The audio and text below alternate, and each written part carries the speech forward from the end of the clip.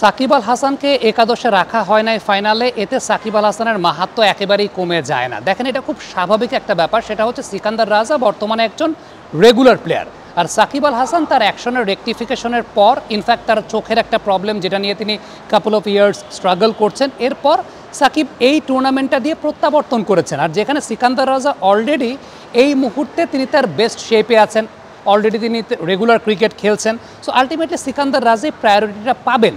এটা মানে এটা না যে সিকান্দার রাজা সাকিবের চাইতে গ্রেট প্লেয়ার, ব্যাপারটা সেরকম না। সাকিব আল হাসান আপনি যদি ওয়ার্ল্ড ক্রিকেটের পার্সপেক্টিভে চিন্তা করেন, তাহলে ওয়ার্ল্ডের one of the best all-rounders, আপনি যদি সর্বকালের সর্বশ্রেষ্ঠ 3 জন অলরাউন্ডারের তালিকা করেন, সেই জায়গাটায় সাকিব আল হাসান 1, 2, 3-এ থাকবেন। এখন সেই জায়গাটায় জ্যাক ক্যালিসও থাকবেন। এখন খুব সিম্পল একটা ব্যাপার, জ্যাক ক্যালিস তো রেগুলার ক্রিকেটার না। এখন আপনি যদি কোনো একটা দল নেন এবং ওই মুহূর্তে দলের জেতা একটা খুব গুরুত্বপূর্ণ ব্যাপার থাকে, সিকান্দার রাজা নাকি জ্যাক ক্যালিস, আপনি এই মুহূর্তে এখনকার শেপ অনুযায়ী আপনি সিকান্দার রাজাকেই চিন্তা করবেন।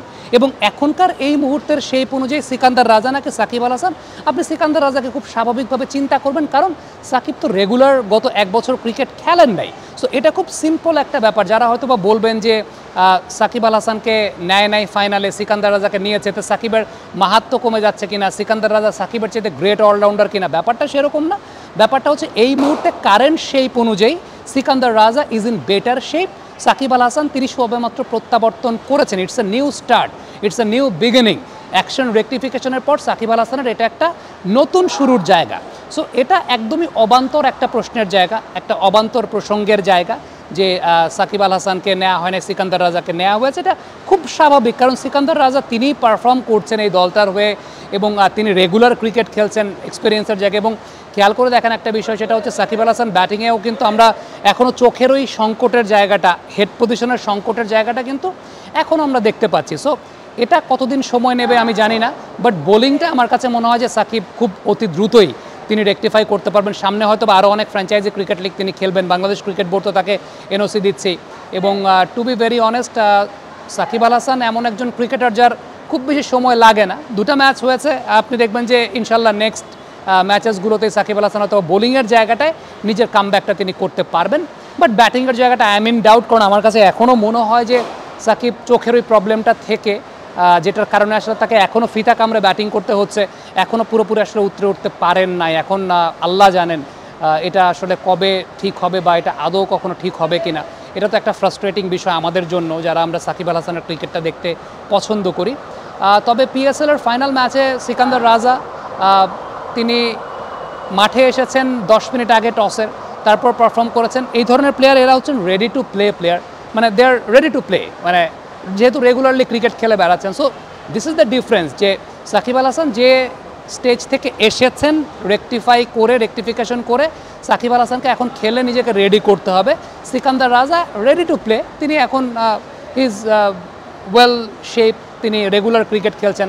সো সেই জায়গাটাতে আমার কাছে মনে হয় যে মানে বিষয়টা এরকম না যে সিকান্দার রাজা খেলাতে সাকিব আল হাসানের মাহাত্ম্য কমে গেল। এখন খুব সিম্পল একটা ব্যাপার, আপনি যদি এই মুহূর্তে একটা ক্রিকেট টিম নেন, আপনি একটা ক্রিকেট টিম নিলে আপনার কাছে ধরেন 2টা অপশন আছে, একটা হচ্ছে বিরাট কোহলি, একটা হচ্ছে সচিন টেন্ডুলকার। এই মুহূর্তের জন্য আপনি হয়তো বা বিরাট কোহলিকেই দলে নেবেন, কারণ he is in best shape, বা তিনি রেগুলার ক্রিকেট খেলছেন। এখন সচিন টেন্ডুলকার যদি আবার প্রত্যাবর্তন করে তিনি রেগুলার খেলে আবার বেস্ট শেপে আসেন, তখন হয়তো আপনি সচিন টেন্ডুলকারকে নিতে চাইবেন। সো ব্যাপারটা আসলে এরকমই হয়, মানে এটাতে কোনো বিষয়ই কারো মাহাত্ম্য কমে যায় না, কারো মাহাত্ম্য বেড়ে যায় না।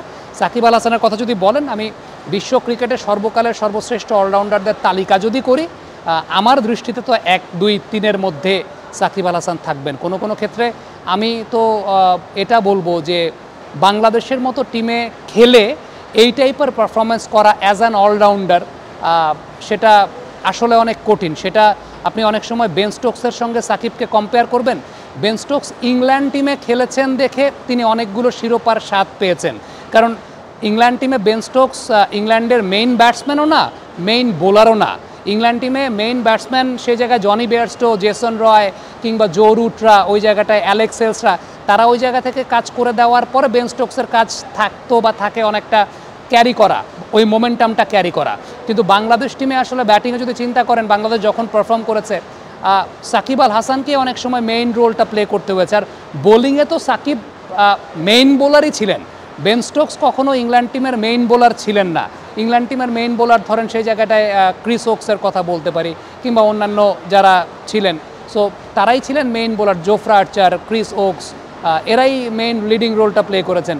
আর বাংলাদেশে ব্রেক থ্রু দরকার, নতুন বলে উইকেট পড়ছে না, সাকিব আল হাসানকে ব্রেক থ্রু দিতে হবে।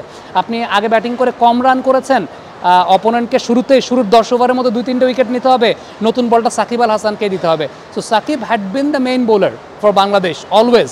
সো বেন স্টোকস কিন্তু কখনো মেইন বোলার ছিলেন না। হ্যাঁ, ব্যাটিংয়ের জায়গাটাতে আমরা বলতে পারি যে তামিম ইকবাল সেই জায়গাটায় ছিলেন, লিডিং রোলটা প্লে করেছেন। তারপরও ম্যাক্সিমাম টাইমে ওই সাকিব আল হাসান, তামিম ইকবাল, তাদেরকে লিডিং রোল প্লে করতে হয়েছে। মুশফিকুর রহিম, মানে তারাই they had been the leading batters for Bangladesh, যার মধ্যে সাকিব আল হাসান ছিলেন। ইংল্যান্ড টিমে তো বেন স্টোকস আসলে লিডিং ব্যাটসম্যানদের মধ্যে না, তার কাজটা হচ্ছে মোমেন্টামটা ক্যারি করে নিয়ে যাওয়া।